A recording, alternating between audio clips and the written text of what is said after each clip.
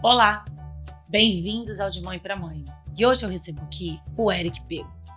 Ele é especialista em primeiros socorros e socorros de urgência e diretor da Vida Salva Treinamentos. Hoje a nossa conversa vai ser sobre primeiros socorros a crianças. Nosso programa está começando.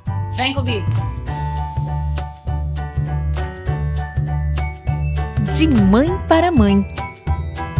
Um oferecimento da Escola São Domingos e da Sundays.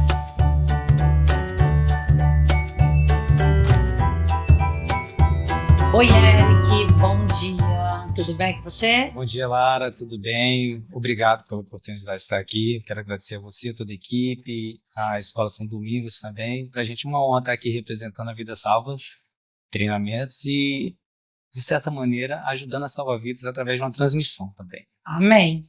Muito importante esse assunto, né? É um assunto, assim, polêmico, que nem todo mundo gosta de discutir, escutar, entender, mas ele é super necessário, né? Mesmo que sejam em horas muito tensas, né, da vida de uma mãe e de um pai. Mas eu acho que tem que ser falado. Por isso que a gente está muito feliz também de ter te trazido aqui e temos muito a aprender, tá? Um assunto, assim, já queria ter falado também há um tempo e na hora que eu soube, assim, da sua atuação, né, aqui em Vitória, dos treinamentos que você dá, me veio o insight, falei, nossa, a gente tem que ter o Eric lá. Estou muito feliz mesmo, muito grata, tá bom? Obrigada.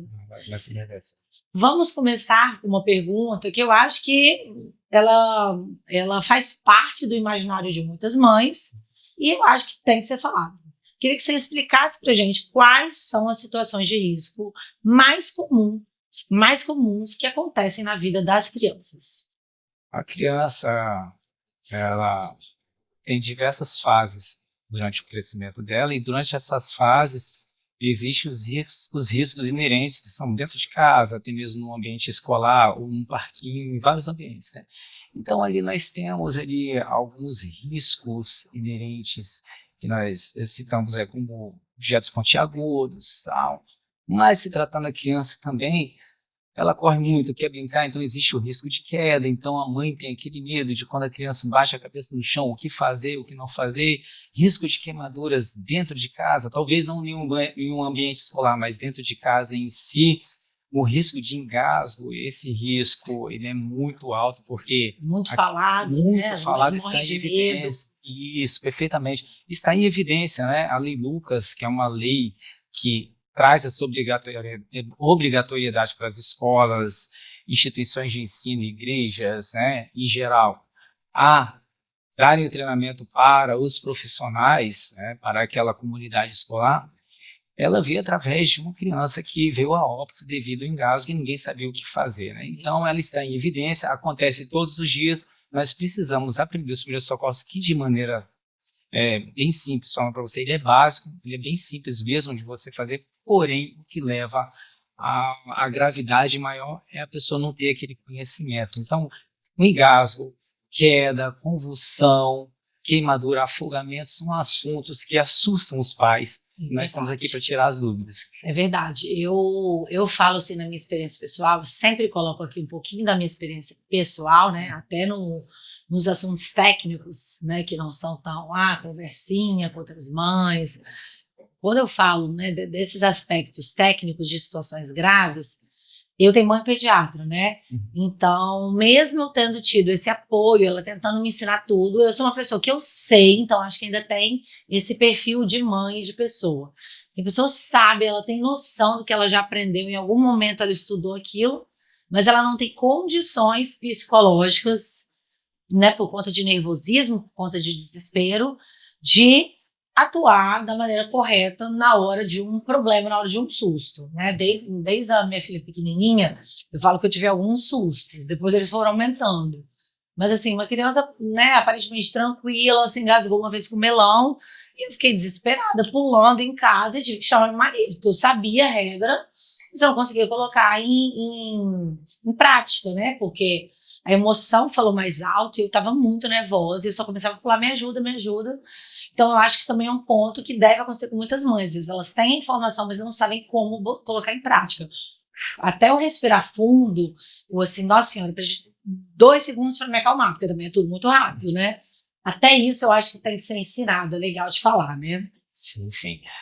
Manter a calma é um dos atributos de um socorrista e de quem aprende primeiro socorros, né? A pessoa ali que está passando por um momento difícil, a criança ali, ela já está com os nervos à flor da pele também.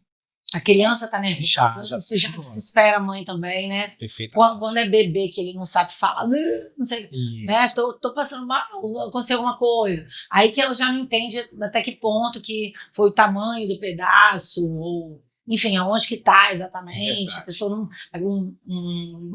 vou nem falar uma pessoa, um bebê de 6 meses que tá ali no introdução alimentar, ele não sabe explicar isso. Então a gente tem que ter uma noção para descobrir sozinho como que vai abordar essa criança da melhor forma para tentar fazê-la recuperar a vida normal, esse momento, né, de vida. Sim, e quando a gente fala em manter a calma é porque a estatística traz para a gente que as pessoas que têm um envolvimento emocional ali mais próximo daquela criança, do bebê, que até mesmo acontece na escola, ela tem essa dificuldade de atuar. Então, posso pegar até o seu exemplo, mesmo você tendo conhecimento, aquele bebê, aquela criança que estava com você, você passa mais tempo com ela do que o pai. Então, de certa forma, Nunca tinha pensado nisso. você está mais apegado ali. Então, qualquer coisa que vinha acontecer aquele bebê, você automaticamente trava, vem um bloqueio que é natural, tá? Por isso que nós sempre aconselhamos, algumas pessoas perguntam, ô Eric, quantas pessoas eu tenho que treinar? Então nós aconselhamos treinar o máximo de pessoas possível, porque vamos pegar um ambiente na escola, que é uma preocupação dos pais também, em que uma professora está com uma criança desde pequenininho cuidando dela, então ela tem já um envolvimento emocional, talvez ela saiba bastante coisa de primeiro socorro, saiba como atuar. Mas se acontecer com aquela criança a qual ela cuida ali o tempo todo, talvez ela tenha um bloqueio na hora, mas uma outra professora vai ajudá-la nesse momento na hora de prestar o primeiro socorro. Então é interessante o máximo de pessoas conseguir ter. Alguém vai ter que ter aquela consciência de falar, meu Deus, eu preciso agir de maneira racional. Eu, na minha casa, eu sempre penso, meu Deus, eu não sou tão racional assim, sou emotiva, sou emocional, sou a flor da pele, eu preciso chamar alguém mais racional.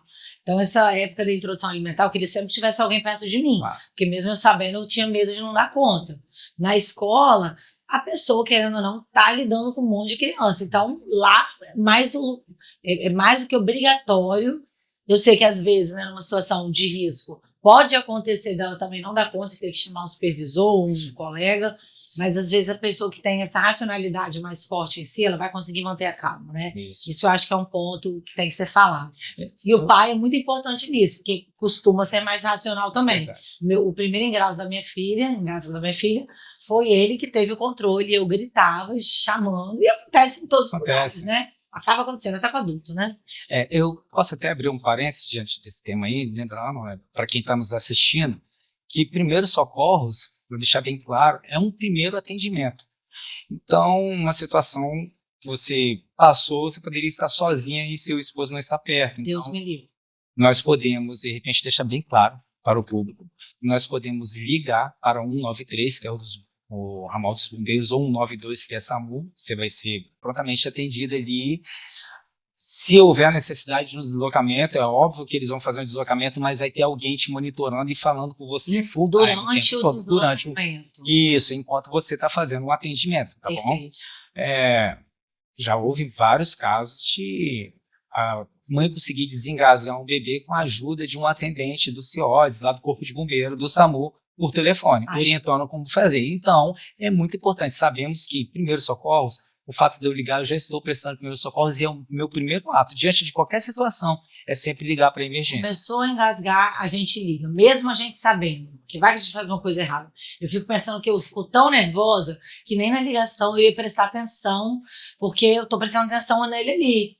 Mas o pai, às vezes, ajuda, ou uma babá, um cuidador, porque o pessoal hoje dá esse tipo de curso de primeiros socorros até para os cuidadores próximos, uma babá, que às vezes não teve acesso a isso, que na escola normalmente eles têm, né? Neste caso, Lara, ligar é mais para quem às vezes não sabe fazer. Entendi, que nunca ouviu falar. Aí vai ligar porque está na dúvida, não sabe o que fazer, está desesperado. Se você sabe, você pode iniciar o procedimento sem problema nenhum. Se você vê que não está tendo condições, você vai ligar ou pedir para alguém ligar. Perfeito. Sempre pedir por ajuda é muito bom. Maravilha. Eric, eu anotei algumas coisas aqui, né, das principais causas que chegam até você, né, os principais BOs, digamos assim. né, que vocês têm costume de atender bastante, que é comum também no dia a dia e na rotina da casa, né, da mãe, ou de festa, enfim. Vamos falar da questão do engasgo. Eu queria que você explicasse um pouquinho pra gente o que mudou aí. Nós vimos muito nas redes sociais, né, em programa, em jornal, que mudou essa questão do salvamento, né, do engasgo. Eu queria que você explicasse isso um pouquinho pra gente. Tá ótimo. Sobre engasgo, nós temos cenários onde nós temos figuras, pacientes de formatos diferentes, certo?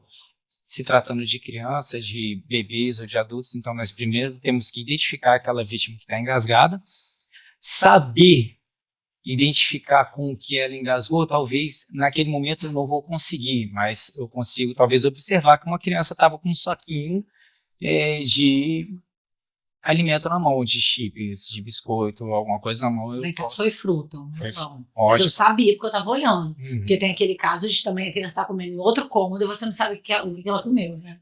Agora a criança, ela costuma ficar batendo no peito, Tosse. A tosse, ela vai me dar um sinal também de engasgo, porque o que acontece? A gente precisa deixar bem claro que existe 2 tipos de engasgo, certo? O engasgo parcial e o engasgo total. Todo mundo já engasgou uma vez na vida. Talvez você nunca engasgou, teve o engasgo total, mas teve o parcial. O parcial é o quê? Quando você faz a ingestão de um alimento e naquele momento te provoca um incômodo e você começa a tossir, é o seu corpo respondendo de forma positiva, seu sistema nervoso central mandando uma mensagem para o seu corpo para ele tentar expulsar, porque aquele fragmento de alimento, ao invés de descer para o esôfago, ele foi para a traqueia, ou seja, para as suas vias aéreas. Foi no lugar errado. Isso. É o termo mais usado, foi para o lugar errado, né? Então, isso aí é um sinal de tosse. Esse sinal de tosse durante a ingestão de alimento é um engasgo parcial. O que eu posso fazer? Incentivar a tosse. Pedir que a criança, que o adulto, tenta tossir o mais forte possível. Nas costas para tossir. Posso pedir até para poder inclinar cerca de 30, 45 graus. Posso dar uns tapinhas nas costas entre as escápulas, não tem problema nenhum, certo? Agora, o que gera, né? Um pavor maior, realmente é o engasgo total. Porque o engasgo total, ele obstrui as vias aéreas, a pessoa para de respirar. Então você percebe que o rosto fica cianótico, fica roxinho, o olho vermelho, às vezes lacrimejando, não tem som, não tem ruído, não tem voz. Nunca passei por isso, né, cara? Que bom, graças a Deus, é realmente uma situação um pouco complicada. No momento que eu consegui identificar, certo? Rapidamente eu preciso atuar. Percebi que aquela criança ou bebê, ela engasgou, eu preciso atuar. E a manobra de engasgo, onde muitos já têm informação de como fazer, ela passou por reformulação este ano, né, 2025, e nós estamos multiplicando de maneira muito positiva.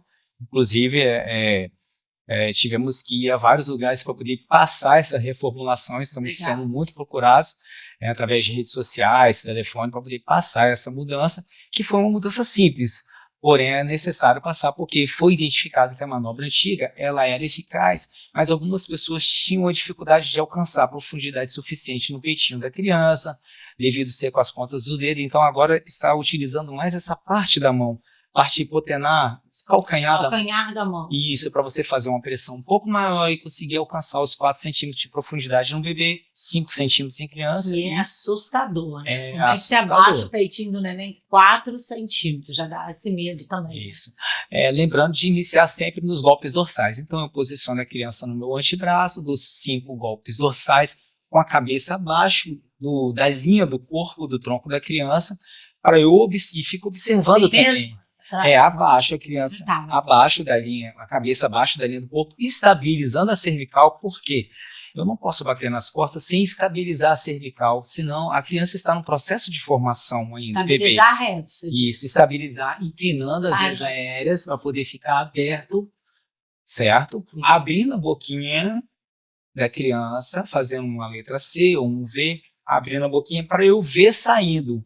A maioria das vezes, se tratando de bebê, é com leite. Ele ainda está naquele processo, é muito novo para ele fazer a ingestão de alimento. Então ele respira. Com leite ele engasga. O leite é muito comum. Então eu vou abrir as vias aéreas, ele hiperestender também, a cabeça ficar abaixo do nível do corpo e dar 5 golpes dorsais entre as escápulas do bebê, dosando a força. Mais um golpe considerável que você tenha certeza de que consegue expelir o alimento. Os 5 golpes dorsais, eu preciso virar ele para fazer 5 compressões torácicas. Entre a linha dos mamilos do bebê, eu faço as 5 compressões com a base da mão e eu vou alternando quantas vezes for necessário, de 5 e 5. Situação hipotética da ceia de Natal, que a gente falou ontem. O que pode estar acontecendo? Às vezes até um adulto, um idoso está lá, que você explicou que comer, respirar, falar e rir são 3 coisas que elas incentivam, elas são, digamos assim, fator de risco para o engasgo maior. Por quê? Porque, né, na teoria a gente tem que comer em silêncio, comer, se concentrar na comida, para não descer, fazer tudo certo. Às vezes a gente come falando, então já tem esse negócio, e às vezes tem a situação de rir. Então, por isso que eu peguei a ceia de Natal, porque tá todo mundo reunido e pode acontecer alguma coisa. Me fala a primeira coisa que a gente tem que fazer: ligar para alguém. Se ligar. Vamos lá, a ceia de Natal é um momento de confraternização, né? Pode falar de maneira bem resumida, Isso, tá? comer e respirar é um processo natural do corpo. O problema é que às vezes eu tô ultrapassando esse limite, porque além de comer e respirar, eu já tô Já quer rindo. botar uma terceira coisa. Isso, com a boca, com comida na boca, às vezes uma comida que ela se fragmenta facilmente, com um empadão, por exemplo, uma broa é muito comum. Porque vira um monte de farelo aqui, alimentos pequenos, nozes, azeitona, então é muito comum. Então a gente precisa ficar atento à reação daquela pessoa, porque existe o sinal universal do engasgo. O adulto, ele vai colocar a mão no pescoço, vai bater no peito de um lado para o outro, e logo preciso identificar e realizar a manobra que também é bem parecida com o de bebê, só que você não consegue inclinar, colocar nos seus braços. Você vai se posicionar atrás de um adulto, colocar a sua perna entre as pernas dele e realizar. Superfície reta, né? Você falou. Esse aí é o RCP, né? Esse aí, no caso, o adulto em pé, ele estando em pé. Você se posiciona atrás dele, dá os 5 golpes entre as escápulas, com uma força maior do que no bebê, inclina ele cerca de 30 a 45 graus, 5 golpes entre as escápulas, traz ele de volta e faz 5 compressões abdominais. No caso do adulto, eu vou fazer, ou uma criança maior, na região abdominal, 2 dedos acima do umbigo, da cicatriz umbilical, fechando a minha mão, um punho cerrado e a outra apoiando atrás para eu formar um arco e fazer como se fosse a letra J, para dentro e para cima, fazendo uma pressão. Nós vamos alcançar em algum momento o diafragma. Aqui embaixo. Isso, 2 dedos acima do umbigo. Agora vamos pegar a festa infantil. Sim. Pipoca. Pipoca, ela já Puta. tem um agravante que tem aquela casquinha que às vezes provoca até aquele incômodo, também pode gerar uma tosse, e aí pode ser falsa, que às vezes nem está engasgando, é aquele incômodo. Mas isso me desperta uma atenção. Dar pipoca para criança é viável, festinha de criança. Ela já está brincando, correndo, subindo, rindo. Olha só como que a gente pode criar um cenário aqui. Uma festinha de criança tem uma atração, vamos supor, tem um boneco, um palhaço lá fazendo eles rirem. E eles estão... Olha só, é um cenário muito comum, festa de criança comendo alguma coisa. Ao dar uma gargalhada, ele pode facilmente aspirar aquele alimento pequeno que ele está mastigando ali. E aí, de uma festa que era para ser uma diversão, pode provocar um...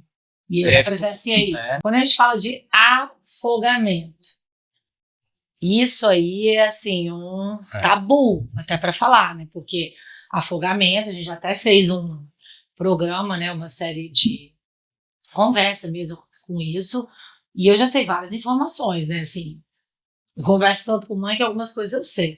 Afogamento é uma das principais mortes de criança no mundo e por situações bestas. Nunca é, não é que nunca é, mas dificilmente é no parque aquático. Às vezes é num momento em casa e tem vários adultos ali em volta da piscina confraternizando e alguém que fala assim, gente, cadê não sei quem, que da criança? É aquele negócio, tá todo mundo olhando os filhos dos outros, mas, né...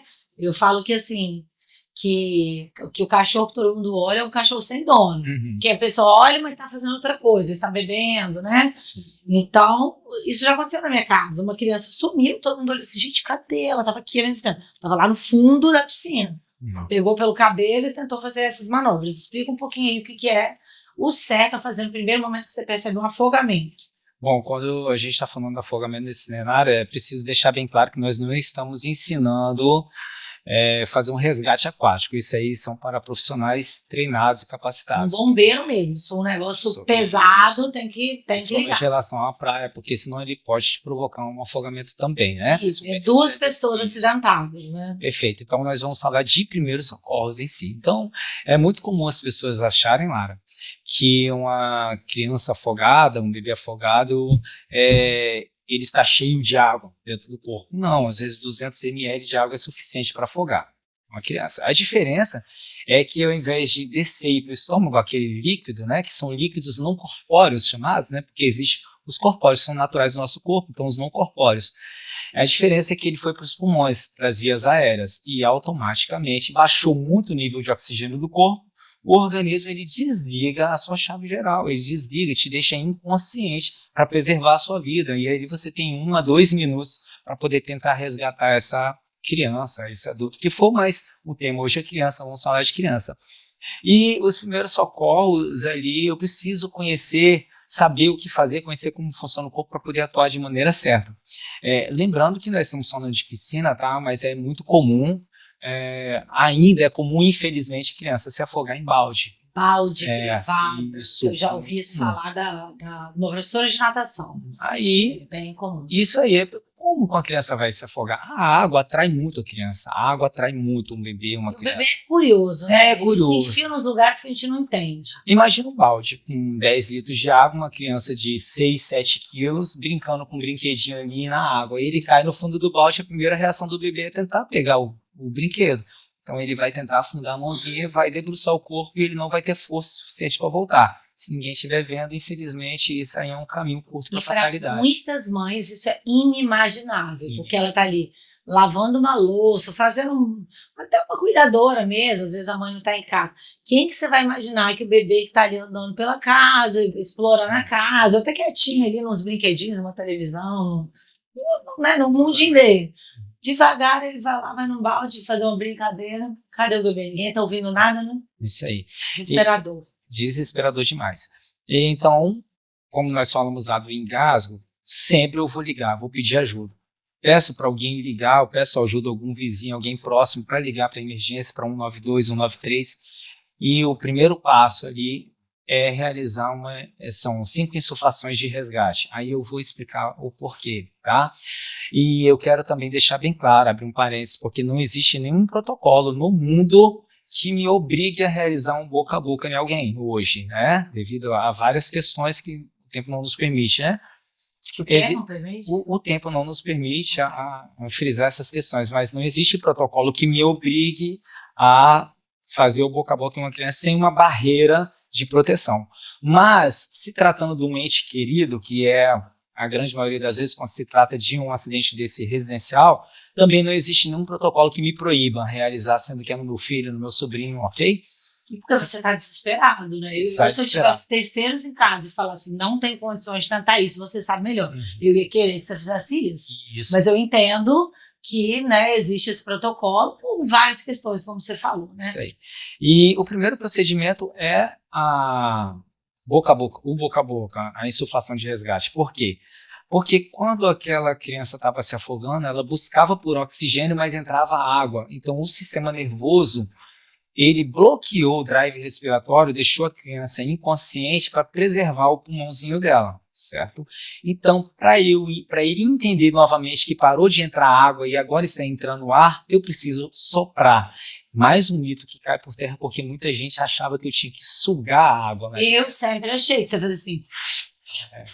Sempre achei. Aliás, se eu fosse fazer até ontem você me explicou isso, né? Um socorro de afogamentos, que eu ficar desesperada, isso não foi uma coisa que eu aprendi. Na verdade, se eu aprendi, eu substituí o que eu entendi sobre o sopro, porque para mim parece muito mais assim, real que eu tire a água de dentro, entendeu? Parece mais lógico, né? Parece mais lógico, exatamente. Mas não é. Aquela água, dessa maneira natural, você não vai conseguir retirar. Isso. Você vai fazer 5 insuflações sucessivas, apenas 5. Seriam insuflações? Sopros. Sopros. Dosando de acordo com o porte físico da minha vítima. Se for um bebê, é praticamente o ar das bochechas. Só para o público, né, o nosso público entender a força que nós devemos. O ar das nossas bochechas. Praticamente, isso aí. É uma pressão muito menor, porque é um pulmãozinho bem menor, tem processo de formação. Agora, você vai dosando de acordo com o tamanho do meu paciente. Como que eu preciso fazer? A boca inteira no neném. A minha boca, ela precisa cobrir completamente a boca do paciente. Se for um bebezinho, talvez ela consiga cobrir a boca e o nariz, porque o ar não pode escapar. Se eu ver que não está cobrindo a boca e o nariz, tem que cobrir completamente a boca. Eu vou abrir, hiperestender as vias aéreas, abrir a boca, minha boca tem que cobrir a boca e eu vou pinçar o nariz para aquele ar não escapar. Eu quero fazer uma pressão. O ar vai passar. Isso no nariz da criança. Isso no nariz da criança. E sopra. E sopra lá dentro. O peitinho tem que subir. Eu observei que ele subiu e desceu. Ok, eu não preciso forçar mais que isso, tá? Faço cinco insuflações de resgate. Se for dentro do tempo hábil, o organismo vai reconhecer e aquele paciente vai esboçar uma reação, que a primeira é a tosse. Ao todo 5 minutos. São 5 ao todo. 5 sucessivas, tá? Sim. Legal.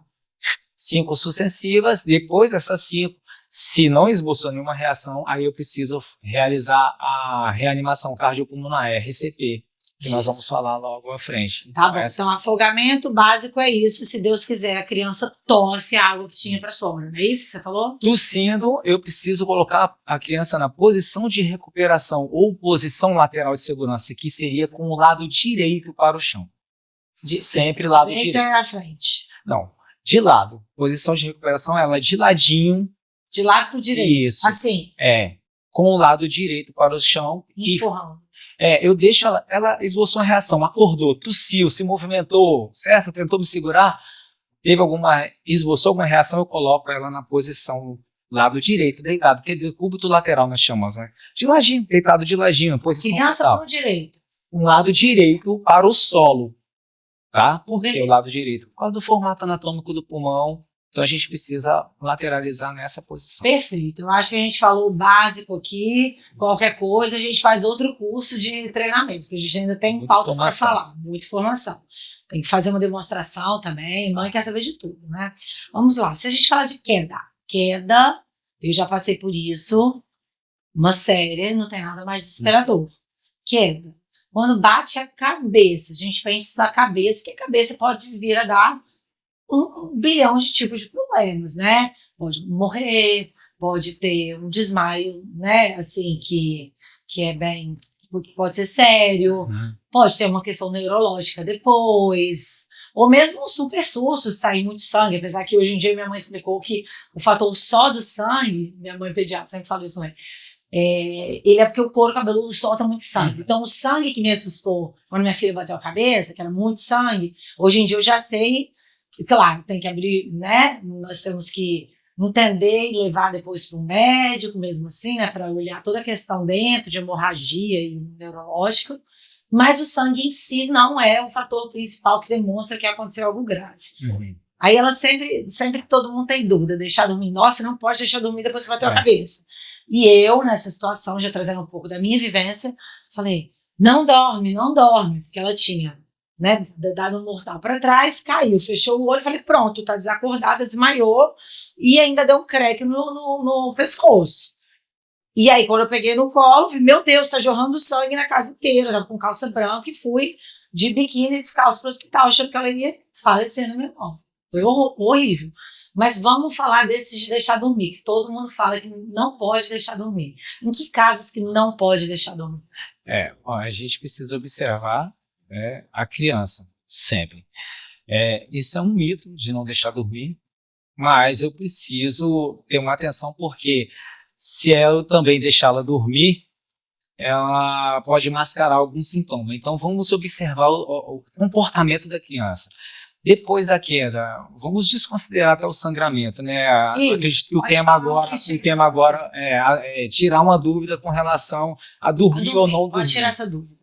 Eu vou observar se aquela criança ela ficou alterada, ela está um nervosismo excessivo, ou vomitou 2 ou mais vezes, ou ela desacordou, desmaiou e depois recobrou a consciência, ou ela teve uma perda de memória repentina. A minha eu achei que tinha desmaiado, porque eu fechou o olho, e a cabecinha foi para o lado.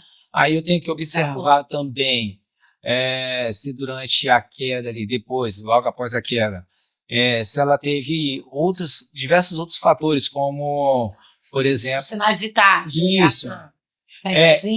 Onde eu ia falar, a pupila dela, se houve a mudança no tamanho, ficou mais dilatada ou mais contraída, então são esses fatores que eu preciso observar. A fala embolada, uma sonolência.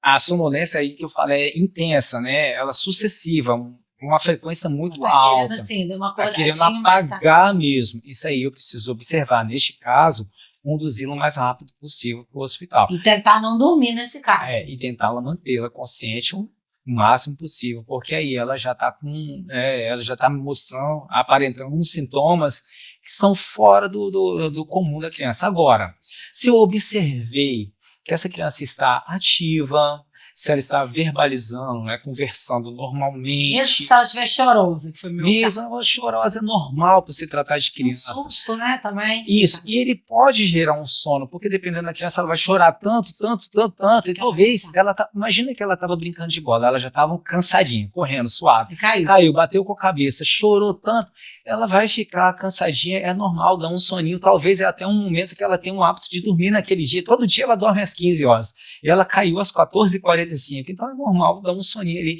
então nem sempre o sono, ele é necessariamente um fator para falar não dorme. É isso, eu tenho que observar aqueles outros sintomas. Agora eu observei que a criança está ativa, lembra de tudo, está conversando normalmente, não vomitou, não teve sangramento no nariz ou no ouvido, é um fator muito importante. E às vezes não é só sangramento, talvez é um líquido bem claro que sai, assim, um sangue bem clarinho misturado com água, ele é um sintoma muito grave, saindo do ouvido e do nariz, então você fica atento. Agora, próxima vez, que Deus quiser, nunca vai ter. Porque mas é isso. Porque sei lá, aqui com o nariz, devido a ele ser bem vascularizado, tem um sangue um pouco mais vivo, é normal, é um trauma no nariz, tudo bem. Agora, dependendo, ela bateu com a cabeça aqui, sangrou o nariz, um líquido mais claro, é um fator extremamente importante, aí delicado, e eu preciso conduzi-la o mais rápido possível para o hospital. Agora, os outros, se eu perceber todos aqueles sintomas mais tranquilos, sinais vitais que estão sinais vitais, ok. Só tá chorosa, com soninho, não tem problema eu deixar ela dormir. É óbvio que assim porque elas ficam assim, meu Deus, não pode dormir. Existe esse mito de que não pode dormir. O bebê, que ele tá com aquele processo de formação de fechar o crâniozinho, por causa da mulher, é sempre importante, dependendo da pancada, levá-la, até porque ele não vai saber falar, não vai saber verbalizar, ele já tem um sono excessivo, então é muito isso. Porque ele caiu, tá todo mundo chorando, a mãe chora, ele chora.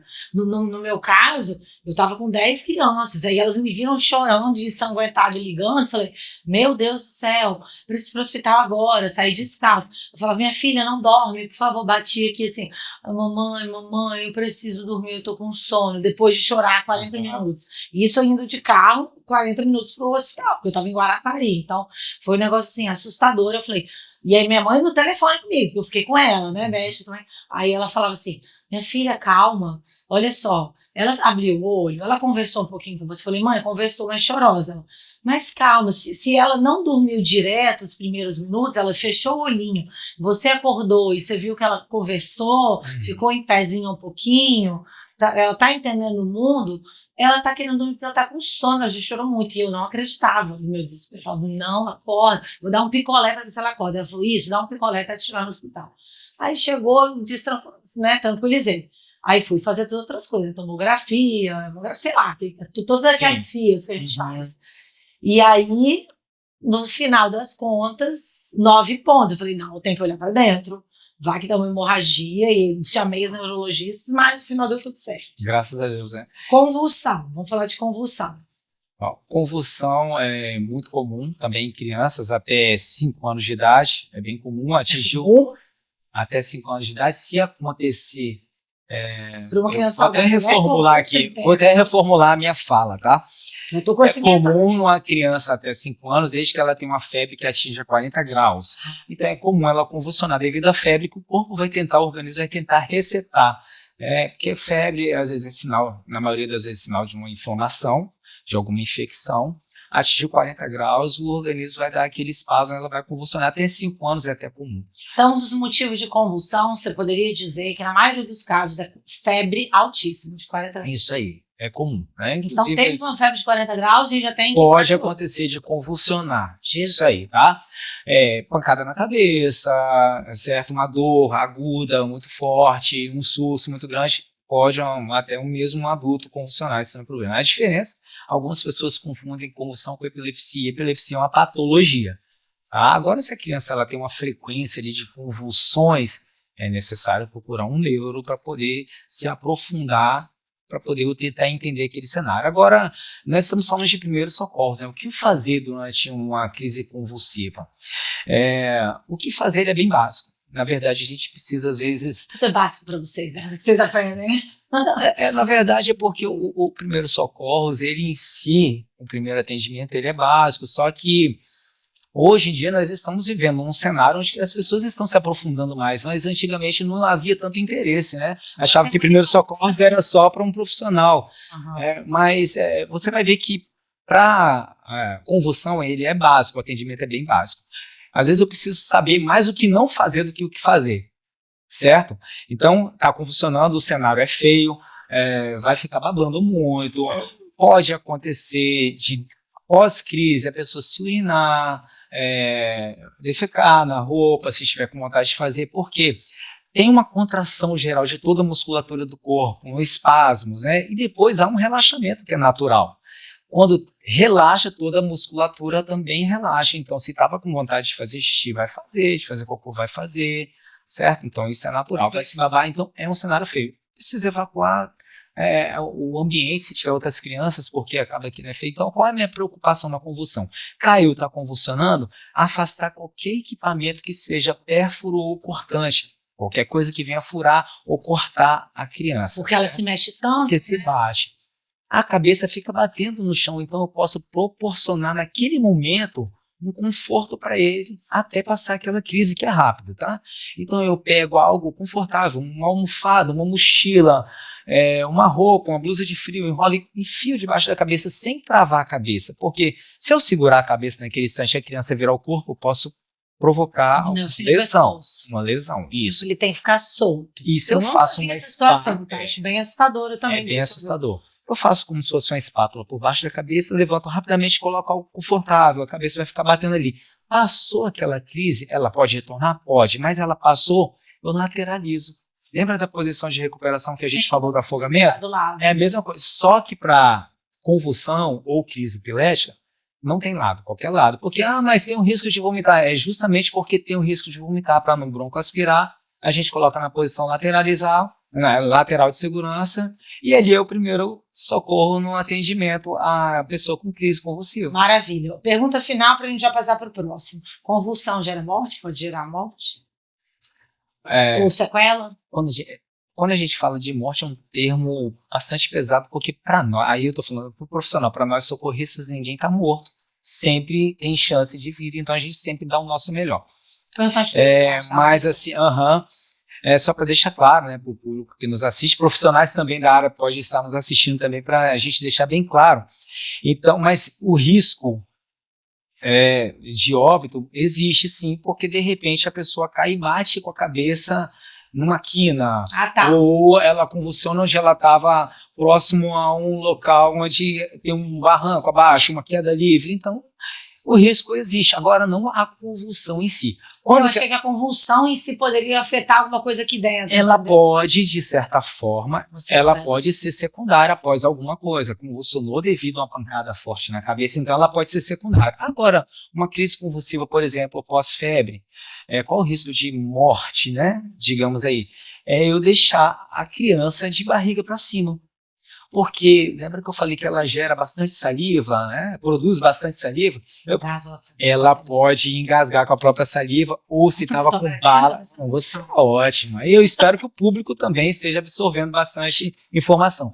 Ela pode estar com um chiclete, uma bala na boca, engasgar, ou broncoaspirar a próprio vômito ou saliva, e ali ela tem uma parada cardiorrespiratória, um engasgo. Tem um jeito de salvar, né? Um engasgo e sucessivamente uma parada cardiorrespiratória. Então, perfeito. Por isso que é simples, mas eu preciso fazer lateralizar aquele paciente pós-crise. Beleza, vamos falar agora queimadura rapidamente. Primeiro socorro para queimadura, porque queimadura é rápido também que se espalha, né? Então me fala de maneira rápida o que a gente faz. Água, se debater, eu sempre ouço isso. Queimadura existe 4 graus. O mais comum em criança é primeiro e segundo grau, onde primeiro é aquela vermelhidão que dá muita ardência, é suportável, mas a criança faz chorar muito. Eu só preciso dar uma cicatriz, esse de 4 graus? A 4 grau é um grau bem elevado, mais voltado com choque elétrico, ele queima até ossos, né? Mas vamos falar dos principais que acontecem dentro de casa. Primeiro grau, uma vermelhidão, tá, no local, sem inchaço, sem edema, sem bolha. Mas ele arde muito. É muito comum, né? Às vezes, nem é sempre a mãe, né? A gente está vivendo uma era que o pessoal está mais atento às informações. Mas a vovó, passa uma pasta de dente, passa... É muito real comum, isso? é real. Então pode passar. Não, não pode. É real a informação que eles passam. Mas não pode. O que eu preciso fazer? Primeiro socorro no queimador de primeiro grau é água corrente em temperatura ambiente. Ou seja, eu não vou mornar a água e nem vou pegar água gelada. Sempre acho que é gelado, tá Não. vendo? Aprendi hoje A aqui. torneira, aquela água corrente, por 10 minutos é suficiente. E dependendo, quando que a de primeiro grau pode ser grave? Se for na área da região globo ocular, área genital, nas vias aéreas, isso aí são queimaduras graves. Agora, no bracinho, na mãozinha, de repente eu não preciso nem levar ao médico. Quando eu for na pediatra, eu Nesses comento. casos mais simples quando é em casa, porque eu já Quando vi é em queimaduras casa. de fogo que a pessoa se joga na rua e vira. Aí é Mas nem diferente. vamos aprofundar isso não, Aí porque aí é adulto que tá andando sozinho, não tem uma supervisão. Isso. Aí a outra, mais simples, para a gente fechar esse tema, a de segundo grau, ela vai gerar bolhas. Eu jamais devo furar aquela bolha, jamais passar nada, pasta d'água, pasta de dente, detergente, nada disso, pó de café, nada disso. Água corrente, temperatura ambiente também. Depois eu posso cobrir com um curativo seco.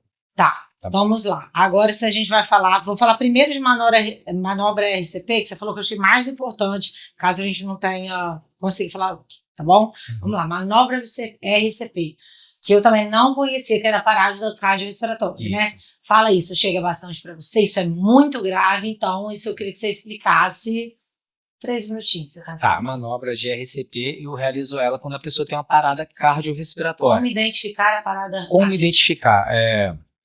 Uma parada cardiorrespiratória. Se eu tenho uma criança deitada no chão aqui, de olhos fechados, ela vai me dar 3 cenários ali. A primeira, bem simples, que ela está dormindo.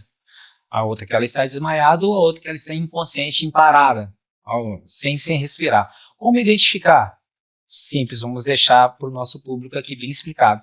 A primeira, eu tenho que chamar em voz alta, batendo forte na região da clavícula, no ombro, batendo forte, né? Bater a ponto de uma pessoa que está dormindo acordar e chamar pelo nome, seu nome, né? Chamar pelo nome. Se for um bebezinho, eu vou bater na planta dos pés, na solinha dos pés, que é o local mais vascularizado e mais sensível do bebê. Acordar, a gente já escuta. Se não acordar, eu já vou descartar a possibilidade de estar dormindo. Quais são as outras dúvidas? A outra é que ele pode estar inconsciente, desacordado. Mas eu, por algum motivo, sem comida, sem sei lá o quê. Eu vou checar os sinais vitais, se ele está respirando. Então eu olho através, como que eu posso fazer? Abrir a boquinha, eu posso hiperestender as vias aéreas, abrir a boquinha, posso chegar bem próximo do meu ouvido ali para sentir a respiração, ouvir, e ao mesmo tempo o meu olho está na direção do peitinho e da barriguinha, do tórax e do abdômen. Assim. Se tem aquele movimento espontâneo torácico, ok, eu percebi que ela está respirando.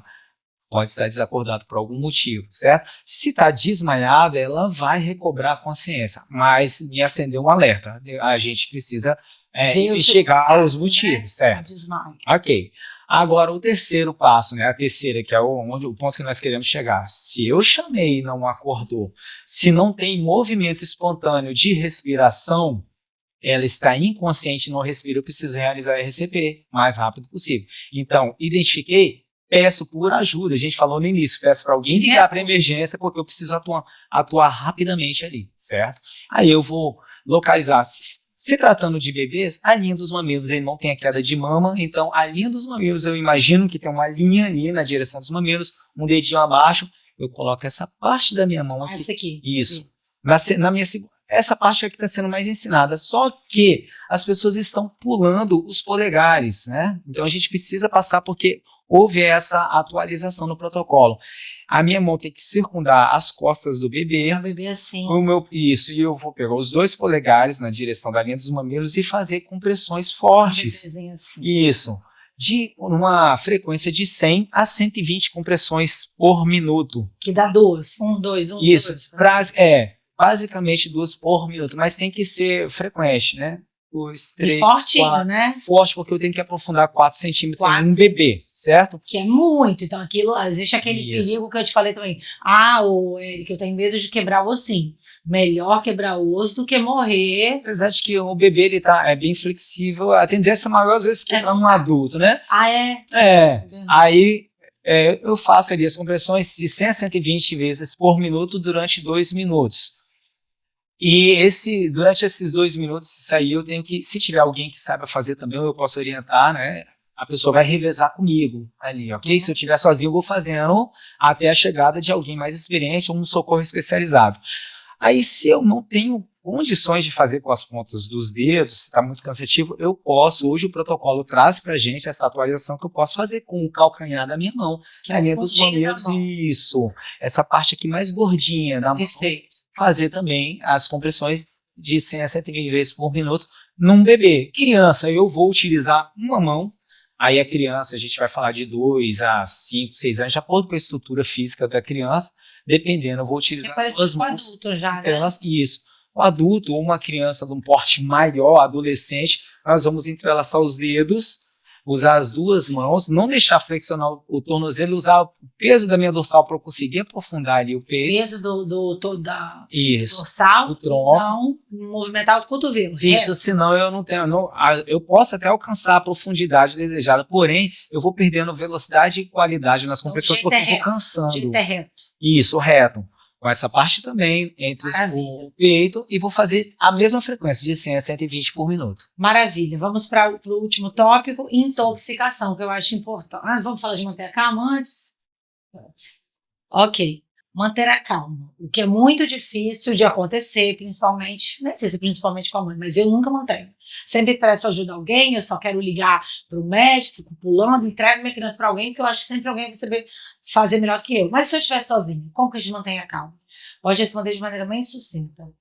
Se eu estiver sozinho, para manter a calma, eu pedir socorro, pedir ajuda. Sempre alguém vai estar mais tranquilo do que eu para poder me ajudar naquele primeiro atendimento, ou até mesmo para poder entrar em contato com o socorro especializado, com o SAMU ou com o bombeiro. Então, manter a calma é extremamente importante em primeiros socorros. Porque muitas das vezes as pessoas não mantêm a calma é porque às vezes não têm o conhecimento. Então, buscar por conhecimento também é muito importante. Porque quando eu sei o que fazer, eu fico mais tranquilo na hora de atuar. Eu assim, para finalizar também falando, não mantenha calma porque eu tô vendo a situação, então desespero, sempre penso no pior, entendeu? Mesmo sabendo as poucas coisas que eu sabia antes disso.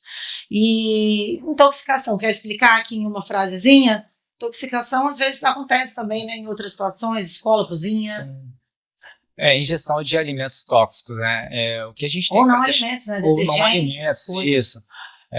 Ou não alimentos, é muito comum, né? É uma dica que a gente sempre deixa, né, para dentro de casa, para a mamãe. Água? Não.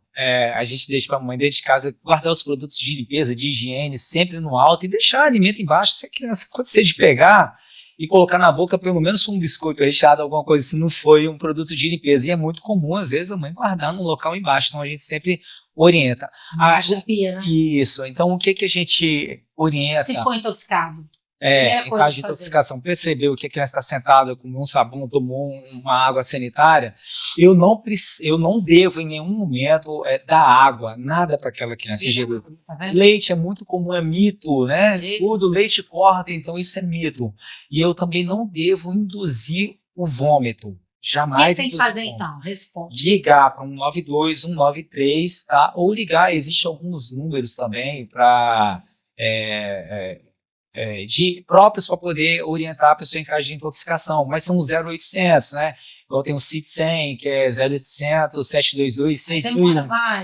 Mas você pode ligar para o bombeiro ou para o SAMU que eles vão te orientar ou até mesmo passar Porque não é tão rápido o óbito por intoxicação, ele vai entrando. E o que acontece, se eu induzir o vômito, pedir para aquela criança vomitar ou colocar o dedo na garganta dela, pode ser que um produto que desceu queimando, ele volte, ele tem uma absorção muito maior com as papilas salivares ali depois e ele entra na corrente sanguínea mais facilmente, volta queimando, então ele queima 2 vezes as vias. Nossa, então o ideal é ligar, né? O ideal é sempre ligar. Então não provocar vômito, não dar água para beber, que tem gente que acha que água é remédio para tudo, né? E leite também. Nada disso, nada para criança ingerir, a não ser que um médico o pediatra da criança oriente, dar alguma coisa. Fora isso, sim, orientação. É ligar, porque lá eles resolvem. Ligar que você vai ser bem orientado. Perfeito. Muito obrigada, Eric, por participar de Mãe para Mãe com a gente. Aprendi demais hoje. Vou ter que assistir isso 10 vezes para ver se um dia eu mantenho a calma. Tá? Porque eu nunca mantenho. A verdade é essa. As coisas que aconteceram comigo, eu sou a desesperada e chamo alguém. Mas agora, sabendo o que fazer, quem sabe eu acalmo minha cabeça, né? Respiro fundo e consigo fazer alguma coisa. Muito obrigada por estar com a gente, tá bom? Foi maravilhoso te ouvir e espero tê-lo conosco em mais oportunidades, né? Na escola, fora da escola. Sim. E Deus que me livre, nunca pretendo precisar te ligar. Ah, tá ótimo. E agora eu tenho seu número pessoal. Isso, pode ficar à vontade para ligar. Obrigada, A eu vou gente ficar agradece. aqui se eu precisar. Mas também, em nome da Vida Salva Treinamentos, eu quero agradecer a você pela oportunidade, a São Domingos, essa rica oportunidade. Dizer que nós estamos aí procurando fazer o melhor treinamento possível para poder passar essas informações para professores, para pais, para mães de alunos e para o público em geral, para que todos venham saber. Funcionários da escola, a verdade é que todo mundo tem que saber. Todo mundo tem que saber, porque é uma frase que a gente sempre fala nos finais do curso do treinamento, eu vou falar virada para o público. É melhor você saber e nunca precisar usar do que precisar usar e não saber. Então, isso é essencial. Muito obrigada, estou muito honrada, muito feliz que você tirou um tempinho seu para conversar conosco, tá bom? À disposição. Obrigada. Agradeço também a você pela companhia. O De Mãe para Mãe é um oferecimento da Escola São Domingos e da Sundays. Voltaremos em breve com mais conversas sobre uma maternidade leve, plena e feliz. Até lá!